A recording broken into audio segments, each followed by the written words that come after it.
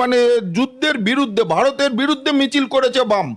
আজকে সেই মিছিল আটকাতে ভারতীয় জনতা পার্টির লোক গেছে সেখানে প্রতিবাদ করতে, জাতীয় পতাকা নিয়ে, জাতীয় পতাকা সমেত তাদেরকে প্রিজম ভ্যানে তোলা হয়েছে। আজকে সজল ঘোষ সহ যাদেরকে গ্রেপ্তার করা হয়েছিল, যাদেরকে জাতীয় পতাকা সহ মানে প্রিজম ভ্যানে তুলেছিল, এটা ভারতের মধ্যে কি করে সম্ভব? ভারতকে কি একটা পশ্চিমবঙ্গকেও কি মাননীয় মমতা বন্দ্যোপাধ্যায় আজকে মিনি পাকিস্তান বানাতে চান? আজকে পশ্চিম বাংলাদেশ, আমি আপনার চ্যানেল পোর্টালে বহুবার বলেছি যে পশ্চিমবঙ্গকে উনি পশ্চিম বাংলাদেশ বানাচ্ছেন। এখন তো দেখছি পশ্চিম বাংলাদেশ বানাতে বানাতে মিনি পাকিস্তানও বানিয়ে দিয়েছে।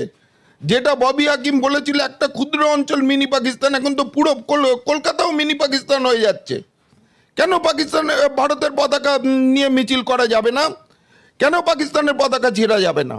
বাম আর তৃণমূল দুটোই ভারত বিরোধী, দেশ বিরোধী দল, এবং এদেরকে নিষিদ্ধ করা উচিত।